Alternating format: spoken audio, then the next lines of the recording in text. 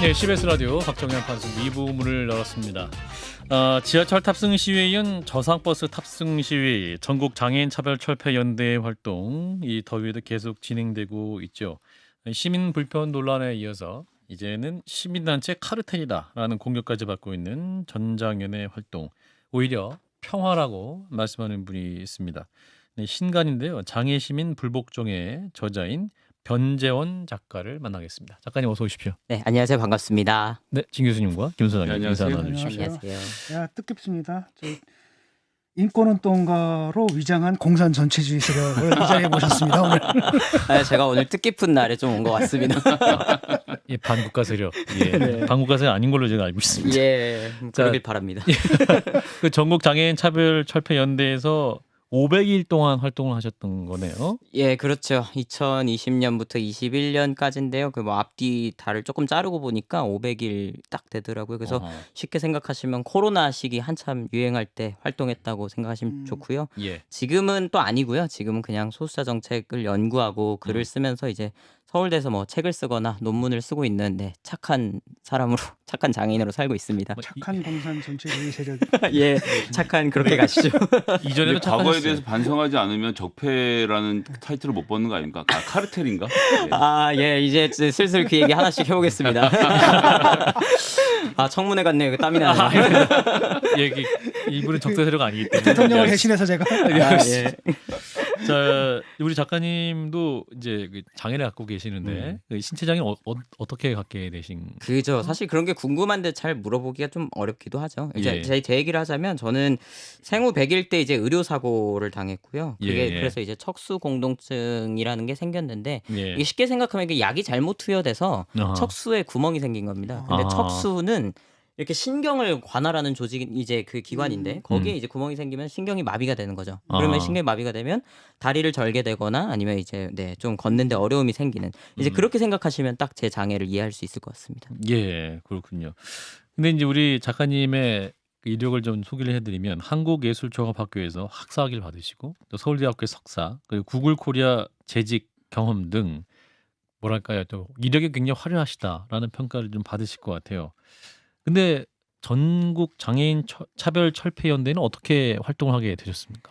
그쵸. 이게 참 저도 말하면 어려운데요. 예, 그러니까 대충 정리를 해보자면 이런 것 같습니다. 예. 제가 19년도에 석사학위 논문을 쓰는데 예. 그 당시에 연구 주제가 저는 행정학과인데요. 예, 아니 국가 공무원이건 인허가 규제 담당자건 장애인이 쓰기 어려운 건물을 짓겠다라고 나선 사람이 한 명도 없지만 결과적으로는 다 그렇게 지어지는 거예요. 예, 이게 대체 왜 이렇게 음. 발생하나 얘기를 듣다가 이제 민원인 대상 측으로 만났던 게 박경석 대표입니다. 지금 전장현에서 그 이제 청취자 여러분들은 그 흰머리에 이제 장비 같은 몸집 이렇게 생각하시면 되는데 휠체어 타고 휠체어 지하철을. 타고 그렇죠. 네. 그분을 이제 딱 만나서 이제 우여곡절이 이제 조금 이따가 좀 더 말씀드리고 싶은데요. 쉽게 한마디로 정리를 하자면 설득당한 거죠. 설득당했다. 네, 그렇습니다. 아, 그렇군요. 그러니까 원래 첫 만남은 우리 이제 작가님이 석사학위 논문을 쓰기 위한 인터뷰 차원으로 만나셨다가 나중에 이제 활동가 제안을 받는 전화를 받게 되시고 대통령 말로 하면 이제 포섭당한 거죠. 아, 예. 예, 그렇죠. 예. 포섭인지 이게 동원인지 이제 좀 작가님 경축사에 아직 벗어나지 못하고 있어요. 이해해 주십시오. 오늘 예. 너무 강렬한 경축사 때문에. 그 나중에 활동 제안을 받고 제가 책을 보니까 네. 이제 작가님 다시 한번 또 전화했더니 네. 그 박경석 대표가 그럼 활동하게?라고 답을 하셨더군요. 그게 이제 전반적인 배경을 좀 말씀드리면요. 예. 저는 뭐 학생 운동을 배우지도 않았고 뭐 이렇게 정치적으로 관심이 있었던 것도 아니기 때문에 예. 그러니까 쉽게 생각하면 연구 참여자가 같이 활동하자라고 얘기했을 때 제 마음속에 생긴 두려움은 두 가지인데요. 첫 번째는 이거 심리적으로 이거 감당이 될까? 그다음에 두 번째는 내 커리어가 이거 끝날 것 같은데 이 고민들이 굉장히 컸죠. 근데 예. 이제 그 아까 설득이라는 그 두 글자는 조금 풀어서 말하자면요. 이건데요. 하나는 박경석 대표가 왜 이렇게 당신은 계단과 싸웁니까? 라고 물었을 때 나는 계단이 아니라 삶과 죽음의 경계선과 싸우고 있다. 라는 표현이 하나가 있었고요. 그다음에 이제 두 번째로 만났을 때예요. 근데 이제 그 당시에 박경석 대표가 너는 잘나서 잘 모를 수도 있지만 나는 지금 우리 사회 침전물들과 같이 있다. 우린 적어도 침전물 취급을 받고 있지만 난 너와 같이 하고 싶다라고 이제 제안을 해주신 거예요. 그래서 그 이야기들을 듣고 나니까 제가 일단 들었던 생각은 좀 부끄러움이랑 오만 약간 이런 것들이 좀 커서 우여곡절 끝에 제가 박경석 대표를 역으로 좀 면접을 보고 내가 당신을 믿어도 되겠는지를 좀 그러니까 이게 좀 일반적인 취업의 경로는 아닌 것 같지만요. 그리고 나서 힘을 좀 모아보자 해서 함께 활동을 하게 되었습니다. 예. 그리고 박경수 대표가 1984년 9월 20일자 조선일보 기사 하나를 보여주셨다고 하는데. 맞아요. 그 당시 조선일보 기사가 어떤 내용이었냐면요. 예. 이제 서울시장 앞으로 마지막으로 보낸 유서의 내용인데 장애인이 도대체 갈 수 있는 식당이 어디이고 내가 이 횡단보도를 건널 때 지나가는 행인의 바지춤을 잡지 않고 건널 수 있는 날은 언제 올 것인지. 그래서 이것도 다시 좀 요약을 해보자면 계단에서 굴러서 사망한 것이 아니라 계단을 오르지 못해서 자결한 장애인의 사연을 이제 박경석 대표가 당시 저한테 보여줬죠. 이게 한국 사회의 장애인의 삶이고 지금도 이렇게 가고 있다. 이 얘기를 하려고요. 그래서 아까 이제 박경수 대표는 침전무지라는 표현을 하셨다고 하는데 그러니까 비장애 중심주의로 구성된 사회 균열을 내는 것. 그렇죠. 그 말에 마음이 움직이셔서 이제 활동을 하셨던 거네요. 네, 그러니까 비장애 중심주의적 사회에 균열을 낸다. 이러니까 진짜 갑자기 공산 전체주의 같은 어려운 말 같은데 조금 요약해 보자면 이런 것 같아요. 장애인이 어디서나 교육받을 수 있고 어디나 이동할 수 있고 어디서나 일할 수 있고 어디서나 사랑할 수 있는 것.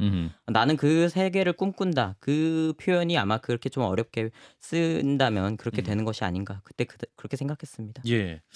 자 이제 장애시민 불복종이라는 책도 내셨습니다만 최근에 이제 사실은 전국 장애인 차별철폐연대의 그 출근길 지하철 버스 탑승 시위를 보면서 일각에서는 이 장애인의 권리를 그 비장애인의 권리를 포기시키면서 이를테면 이제 출근 시간 지연이라든지 이런 것을 해야 되느냐 이런 질문을 또 많이 받으시고 토론도 많이 보셨죠? 이 작가님 어떤 입장이세요? 네. 제가 한 2, 3년 전에 이제 CBS 모 프로그램에 아침 프로그램에 나와서도 그때 얘기했었는데요. 예. 사실 시민 여러분들 덕분에 지금 여기까지 이동권이나 접근성이 온 게 맞거든요. 장애인들끼리 정치인에게 가서 엘리베이터나 저상버스를 설치해달라고 했을 때는 정치인이 움직이지 않지만 이제 비장애인 시민이 함께 외칠 때 그 목소리가 위로 향할 때 이제 그것이 이제 의제화가 되는 일들이 있습니다. 그런데 제가 좀 말씀드리고 싶은 건 이게 비장애인의 권리와 장애인의 권리의 갈등의 문제인가가 조금 고민이 있어요. 무엇이냐면 저는 그 책에 무엇이라 썼냐면 최전선을 지키는 것이 장애운동이라고 했는데 장애운동은 장애인을 위한 운동이라고만 하긴 좀 어렵습니다. 가령 이동권을 예로 들어보죠. 뭐 한 세 가지 예 들면 좋을 것 같은데 첫 번째는 제가 이제 서대문에 있는 언덕배기의 동네에 사는데요. 돈이 많이 없으니까. 예. 가려면 마을버스를 타고 가야 되는데 오전 10시쯤 되면 할머니들이 마을버스를 타는 모습이 굉장히 위태로워요. 이게 계단을 3걸음 올라간다는 것이 예. 관절염이 있는 분들께는 굉장히 위험하거든요. 근데 이제 그 이동권을 만약에 장애인이 바꿔달라고 외친다면 이제 그 권리를 누리는 것이 장애인이냐 아니면은 이제 노령자냐 하면 전 노령자라고 생각해요. 그러니까 같이 누리는 거죠. 공공재이기 때문에. 두 번째는 제가 요즘 잼버리 때문에 저희 동네에서도 많이 볼 수 있는데 잼버리 친구들이 이제 그 외국인 분들이 이제 뭐 유커분들도 들어오신다고 하지만 굉장히 무거운 가방을 끌고 다닐 때 서울역을 한번 가보시면요. 엘리베이터 앞에 줄을 쫙 서 있습니다. 그러면 우리가 쓰는 엘리베이터라는 건 장애인이 외치는 건 맞습니다만 그 엘리베이터를 외국인 관광객이 사용하는 걸까요? 장애인이 사용하는 걸까요? 라고 물었을 때 대답이 좀 달라질 수 있죠. 유아차 문제, 이 저출생 문제도 마찬가지인 겁니다. 그래서 저는 이 권리가 장애인이 이야기하는 건 맞지요. 하지만 그 장애인이 이야기하는 것은 그 평생의 그 소외당한 경험 때문에 그리고 정치적 무관심과 정책으로 이루어지지 않는 그 무의사 결정에 지친 나머지 이야기하는 것이지 이것이 장애인의 호주머니에 넣어달라라는 이야기보다는 국가의 공공재가 이제는 더 이상 미뤄질 수 없는 문제가 아니냐라고 이야기하는 거라고 생각합니다. 그러니까 정리하자면 행위자는 장애인이 맞습니다. 그렇지만 그 의제는 모든 시민이 나누기 위한 것이라고 생각합니다. 사실상 장애인의 이동권 투쟁 역시 더 나아가서는 노약자에게도 큰 도움이 될 수 있는 그런 공공재적 성격이다라는 말씀인 것 같고 근데 최근에 또 이런 시각들이 그 발달 장애인 교육 문제로 번졌죠. 웹툰 작가인 주호민 씨가 이제 발달 장애 가진 아들의 교사에 갑질을 했다라는 문제로 논란이 휩싸였고 또 최근엔 자신의 아들과 왕의 DNA를 가졌다. 면서 이제 담임 교사를 아동 학대 혐의를 신고했던 교육부 사무관도 질타를 받고 있는데 최근에 주요 뉴스들을 어떻게 보고 계십니까? 이거 진짜 어려운 문제예요. 그러니까 왜 그러냐면 제가 이걸 왜 어렵다고 말하냐면 대답이 어려운 게 아니고 층위를 좀 나눠서 봐야 돼서 어려운 얘기예요. 그러니까 좀 천천히 해보겠습니다. 예. 뭐냐면 저는 행정학 전공자니까 이제 만약에 이걸 정책을 분석한다고 친다면 우리가 사람과 사람의 마음의 문제를 다뤄야 되고요. 그리고 사람과 사람이 모인 조직의 문제를 다뤄야 되고요. 그리고 사람과 사람이 결정한 정책의 체계의 문제를 다뤄야 돼요. 그러니까 이 세 가지가 섞여 있는 거예요. 마음과 조직의 체계 이렇게 세 개가 좀 묶여 있는데 예. 예컨대 이제 주호민 작가 사태 같은 경우는 이제 아드님께서 아마 아드님으로 추정이 되는데 아드님께서 이제 바지를 내린 것 그 문제인 거잖아요. 그리고 나서 그걸 본 학급 친구가 당황을 했고 특수교사가 조치를 취한 그 예. 문제잖아요. 그럼 여기서 일단 먼저 우리가 짚고 넘어가야 되는 건 마음과 마음의 문제에 있어서 누구도 상처가 없었냐, 누구도 일방적으로 감당할 수 있는 문제냐면 그건 아니에요. 예. 무슨 말이냐면 비장의 학생의 부모에게 마음에도 상처가 있고 학생에게도 상처가 있어요. 하지만 그것이 신경생리학적으로 어려움을 가진 어려운 행동이라는 점을 생각한다면 발달장애인과 그 부모님에게도 상처가 있는 거예요. 가령 그 류승현 작가님 발달장애인 부모님이신데요. 그분이 예. 쓰신 말 중에 이런 게 있어요. 칼럼에 내 자녀가 어느 날 이제 바지를 내렸던 적이 있는데 그것은 헤헤 내 성기 봐라라는 뜻이라기보다는 화장실을 가고 싶다는 표현을 하는 데 있어서 발달장애인이 어려움을 가질 때 그렇게 표현했다는 거죠. 그러니까 우리는 그것을 체면이라는 단어로 표현하지만 그것이 누군가에겐 굉장히 어려운 문제일 수도 있어요. 그러니까 이 마음과 마음이 상처받은 문제에 대해서는 저는 분명히 이제 그 조치가 필요하고 서로가 서로의 마음을 이렇게 케어할 수 있도록 국가가 나서야 된다고 봐요. 그런데 해결책이 좀 이상하게 가는 건 있어요. 뭐냐면 마음과 마음이 상처를 받은 문제에 있어서 경기도 교육감 같은 분은 갑자기 이런 얘기를 합니다. 말 잘했다. 특수교사들이 똥오줌 치우는 것까지 하는데 이게 말이 되냐. 이제부터 장애인은 특수학교에 따로 다니고 비장애인들은 학교에서 안전하게 배워라. 이렇게 가버리면 조직의 문제라는 어떤 그 중위층 그러니까 이 디테일의 문제가 빠진 채로 이게 갑자기 마치 이념의 문제처럼 됩니다.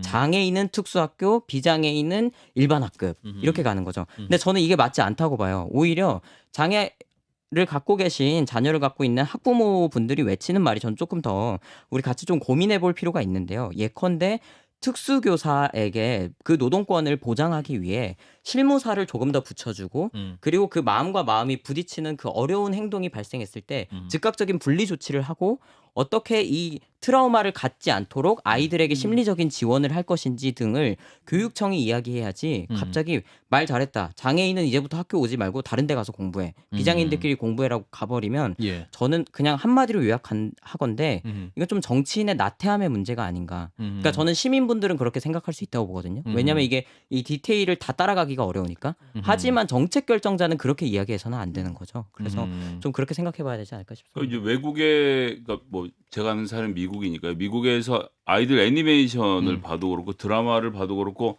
항상 장애인 친구가 등장을 합니다. 뭐 인종 간의 다양성을 포함해서 그냥 우리가 사는 사회는 이렇게 다양한 사람들이 사는 곳이다라는 것을 어렸을 때부터 가르치거든요. 그리고 그게 자연스럽게 배워가는 과정인 건데 지금 이제 정책이 역진을 해서 여기까지 다르면 다 나눠야 된다라는 식의 정책으로 가는 건 21세기에 맞지 않는 정책인 거죠. 주호민 작가 같은 경우에도 사실 그러니까 그렇거든요. 양쪽 다 상처를 받는데 한쪽을 꼭 악마화하잖아요. 그렇죠. 이런 일터 좀 이쪽을 악마하고 저 일터 저쪽을 악마하고. 근데 주호민 작가 같은 경우도 이렇게 얘기를 들어보니까 또 그 학교 다니는 학교에 또 다른 학부모들이 또 반대하고 장애인이 거기 다니는 걸 반대하고 막 이런 일들을 겪기도 하고 그랬다 그러더라고요. 그 말씀을 잘하셨는데요. 저는 그래서 정치가 왜 필요한가 생각하면 그걸 중재하라고 만든 게 우리가 굳이 이 선거민주주의 사회에서 정치인 뽑는 거 아닌가 저는 그렇게 생각하거든요. 그러니까 비장애인 학부모님들은 저는 만약에 자기 자녀를 지키기 위해서 장애인이 안 왔으면 좋겠다. 전 얘기할 수 있다고 봐요. 그런데 그 이야기가 정책으로 결정되는 건 다른 얘기인 거예요. 층위가. 근데 그게 정책으로 연결되도록 방관하는 건 정치인의 역할인 거거든요. 지금. 예. 그래서 그 주호민 작가 같은 경우도 그 이제 기사나 이 심층적으로 보신 분들은 아시겠지만 특수교사가 감당하기에는 너무 많은 아이들이 있었고 그리고 분반이 필요한데도 그 분반이 진행되지 않았던 사안들 그러니까 정책적 사각지대들이 여실히 보이고 있습니다. 그런데 우리는 그런 것들은 다 생략하고 아하. 갑자기 나오는 결론은 자 좋아 장애인은 앞으로 특수학교가 비장애인 너희들끼리 공부해라고 가는 것이 이게 조금 맞는 건가 이런 생각이 세계적인 추세도 분리하는 게 아니라 함께 절대 통합 아니죠. 교육이죠. 네, 절대 예. 아니죠. 그래서 사실 분리할 것이냐 통합할 것이냐라는 그 논쟁이 어떤 의미에서는 굉장히 이분법적이고 그 이야기만으로는 담아낼 수 없는 것들이 많습니다. 그리고 만약에라도 그럼 특수학교 다 없애야 되냐? 그런 건 아니죠. 그런 건 아니고 그러니까 자꾸 이게 뭐 아니면 도로 갈 것이 아니라 특수학교라는 것은 특수학교가 필요한 학생들이 일시적으로 머물 수 있는 어떤 교육 체계로선 존재할 수 있습니다. 그럼에도 불구하고 우리 사회가 지향해야 되는 게 무엇이냐라고 묻는다면 세계적 추세에 맞게 통합 교육으로 가야 되는 거죠. 저는 좀 화가 나는 게 그러니까 진상 학부모들도 있지 않습니까? 근데 딴 건 몰라도 그 강서구에 특수학교 짓는다라고 했을 때 어머니들이 무릎 꿇고 그죠. 호소하신 적 그 있었죠. 어머니들 막 무릎 꿇고 막 했었잖아요. 발달장애. 난데 그 주민들이 이해가 안 가거든요. 음. 자기 애들이 보고 있을 거 아니야. 네. 근데 자기가 장애인을 차별하는 이런 사람이라는 그 가해의 장면을 애한테 교육을 시키는 거잖아. 애도 그쵸. 그걸 보고 자라는 거 아니에요. 그렇죠. 그래서 그 부모랑 똑같은 괴물이 되는 거 아닙니까? 그걸 보면 너무 가슴이 아픈데 우리는 이걸 갖다가 그냥 학부모들이 일반적으로 가질 수 있는 민원 중에 하나다라고 쉽게 생각하는 것 같아요. 그게 사실 그것도 좀 배경이 있어요. 그러니까 뭐냐면은 그 강서구도 이게 원래 어떻게 된 거냐면 그러니까 거기다가 원래는 특수학교를 짓기로 했어요. 그런데 중간에 온 정치인이 제가 이제 만능 정치론 얘기하니까 좀 지루하실 수도 있지만 근데 이거 사실만 얘기하자면 정치인이 갑자기 거기다 메디컬 특구를 약속을 합니다.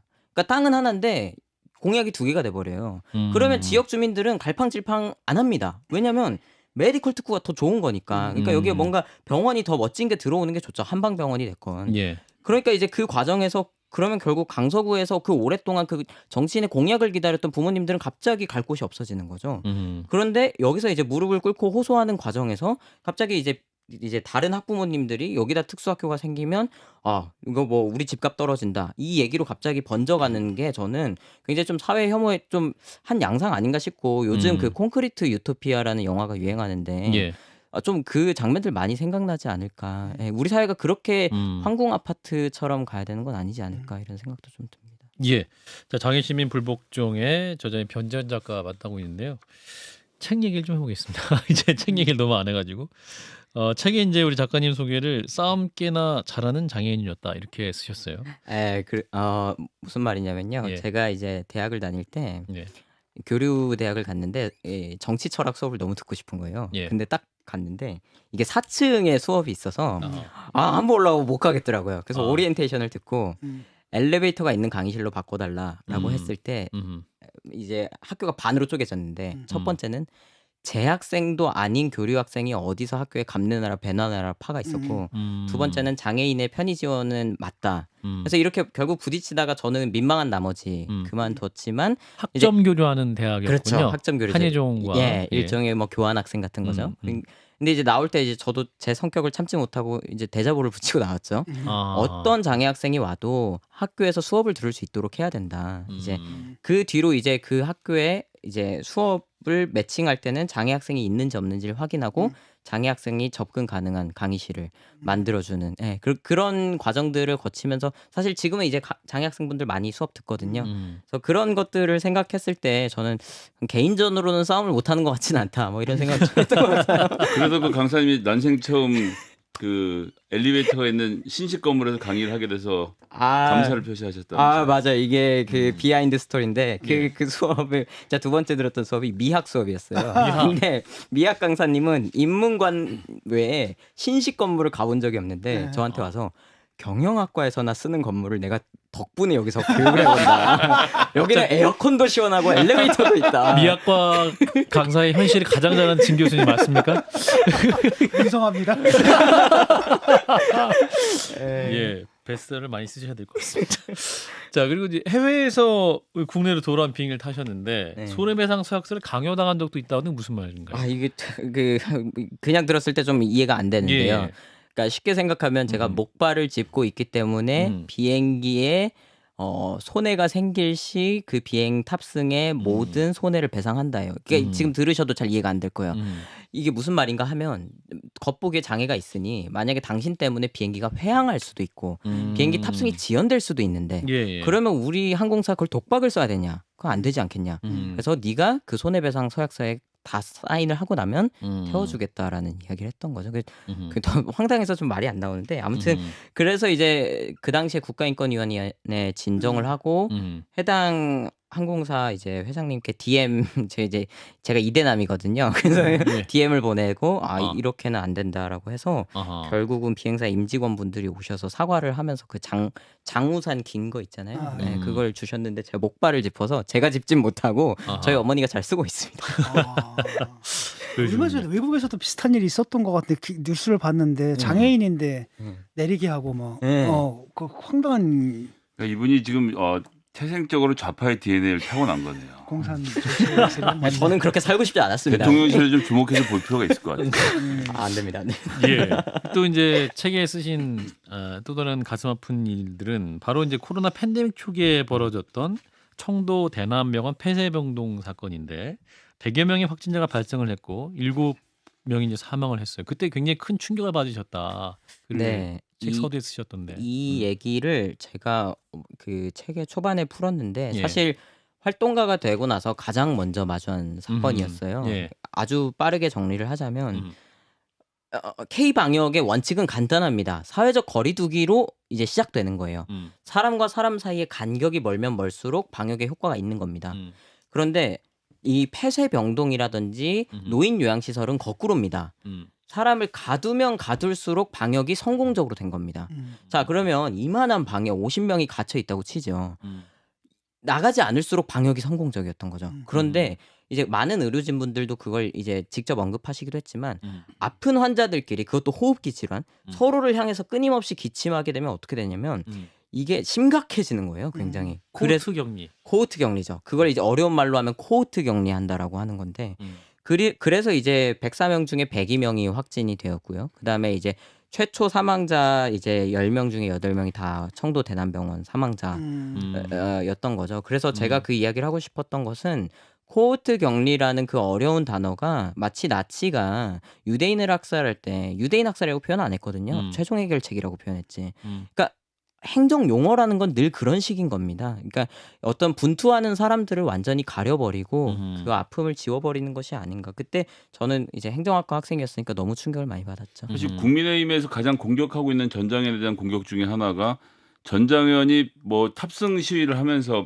교통 환경 개선하는 것처럼 하고 있지만 사실은 탈시설을 노리고 있다. 그렇죠. 그 얘기인데요. 그 이야기는 제가 그 국민의힘을 국민의힘으로 반박을 할 수 있을 것 같은데 그 며칠 전이죠. 부산 세계장애 포럼에서 박형준 부산시장님이 이제 유엔에서 온 인사분들을 앉혀놓고 실제로 부산에서 한 겁니다. 이제 탈시설 조례에 대해서 이제 부산도 탈시설이란 말을 아주 간단히 얘기해 보죠. 장애인이 함께 살아야 된다라는 겁니다. 노인으로 친다면요. 요양원도 좋지만 여기서 같이 살 수 있도록 제가 서비스를 마련한다. 이건 거예요.